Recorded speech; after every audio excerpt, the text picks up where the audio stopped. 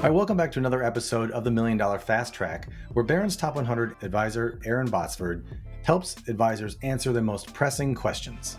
Now, today's question is, well, do you position yourself as a financial director?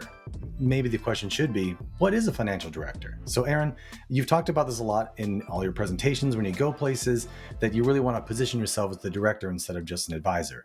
So what are the differences? What does that look like? Right. Well, if you imagine a director of something, it basically coordinates and orchestrates lots of other things. So the way we position ourselves is we showed ourselves, a lot of our advisors call it the helicopter pad, but with the words financial director in the middle. And we would point out, yes, we are also going to coordinate everything about your investments and your retirement planning. We're going to coordinate everything that has to do with your risk management, the risk side of your balance sheet. We're going to address all the estate planning needs. If you're a business owner, we'll address your business owner needs. We have some family service offerings.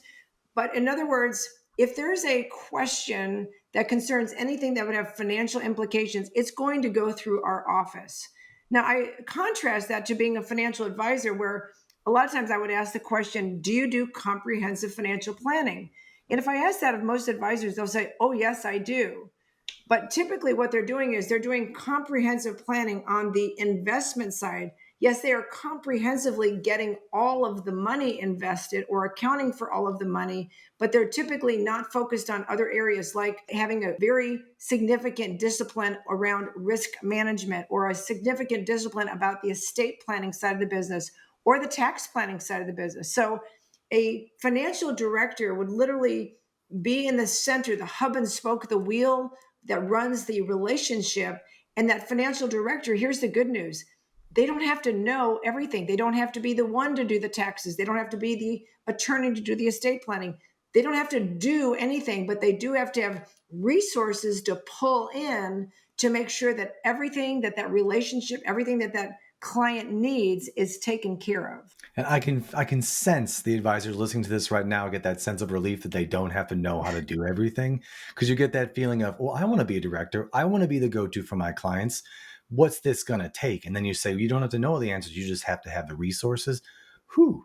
So let's talk about some of those resources. What are some of the things that a good financial director can use at his or her disposal to help facilitate all these things that you want to make in a comprehensive plan?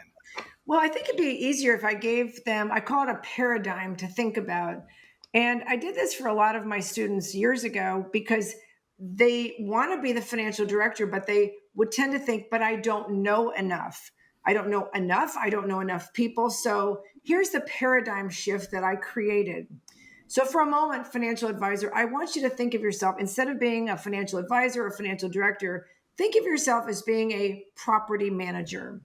And I think I tell the story about, I have a home in Park City, Utah. And when I'm not in Park City, I have a property manager named Harry, and he comes to my home every Friday.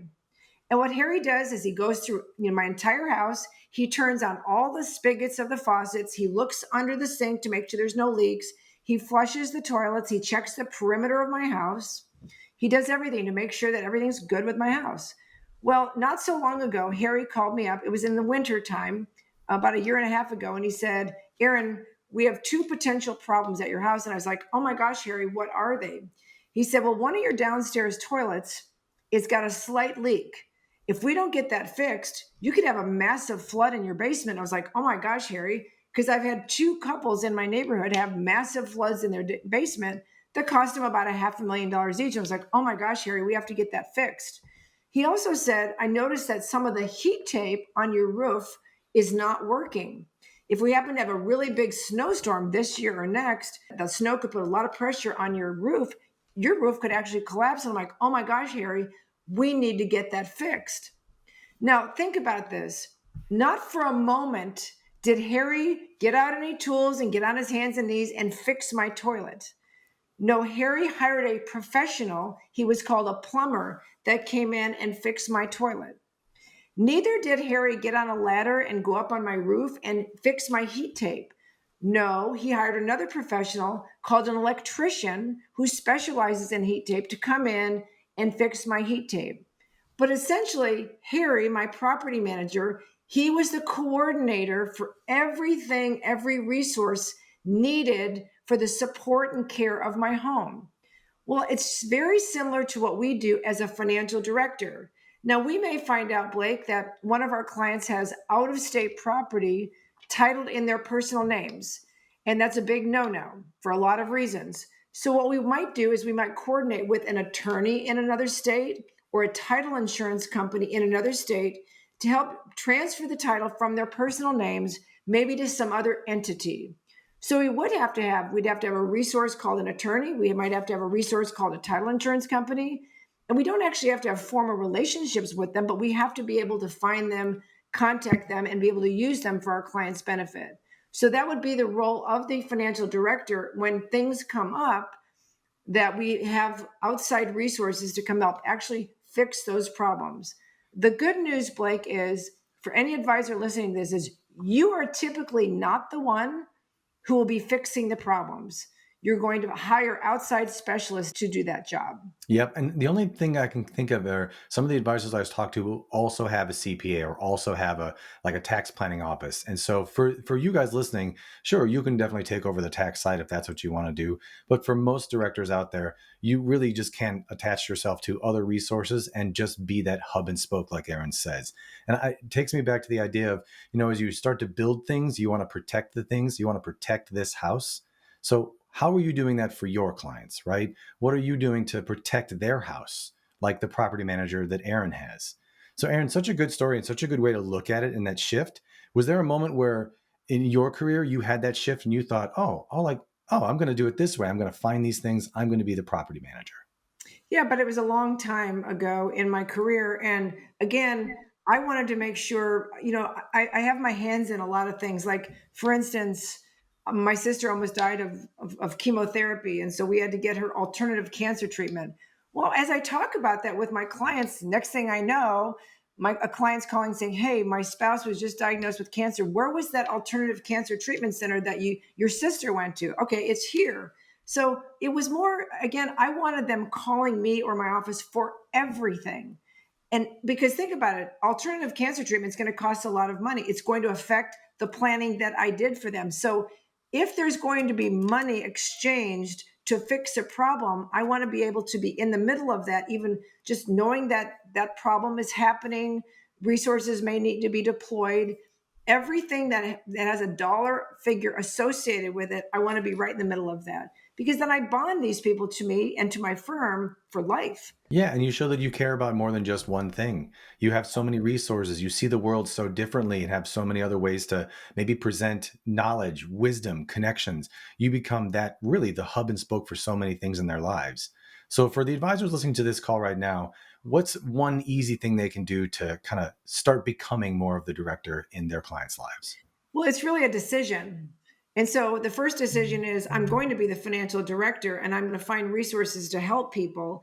And then it's really committing to this idea of comprehensive financial planning, which involves more than just investing money and selecting portfolio managers. It really does involve looking at their whole situation and identifying what are those potential vulnerabilities that may exist in a client's property. For my home, it was a leaky toilet or heat tape that wasn't working. But in a financial situation, maybe it's the client he does either has no umbrella liability insurance or he has far too little for his net worth. A lot of times clients will say, I said, "Do you have umbrella liability insurance?" They go, "Oh yeah, we do." Well, I said, "How much do you have?" They say, "Oh, $1 million." I was like, "Okay, well, your net worth is $25 million." So, and then I bring up a scenario. So if you get in a car accident or somebody driving a car that's in your name gets in a car accident, and as a result, you're being sued for $20 million. Like, how does that play out in your overall financial plan? And so pointing out that they have a weakness, they have $1 million when they should have 10, 20, $25 million of umbrella liability insurance. That's one part of the equation, but then helping them find and secure that umbrella liability is where you really provide a lot of value to them. I love it. So you're showing up as the wisdom and the expertise and the way to see it and get the resources, but you also guide them to the solution they need. It's a great Right. way to And, look and at I it. want to say, Blake, sometimes when we guide them to the solution, we don't always make money off of that. And that's why it's important that I'm a big proponent in charging significant financial planning fees to compensate us for the time and our wisdom and the resources that we have accumulated that we can point them to. Because maybe another life insurance agent will sell them a term policy, or their umbrella liability insurance agent will make a commission. They're not going to share that with us, but that's okay, because one, we've taken care of our client, and two, we've charged a financial planning fee to compensate us for being that hub and spoke of their universe. Yep, knowledge is worth something. Your wisdom is worth something. So, absolutely love that. Lean into that, you guys. Charge for financial plans, be the financial director, start leveling up what that looks like. All right, so if you really enjoyed the things that you've learned today, one of the best things you can do is subscribe to learn more. You don't want to miss another episode of the $1 Million Fast Track, and leave a comment. Let us know what you're looking to learn in some of the future episodes. We'd love to have you part of our family, and we want to find ways to help you take your business to the next level.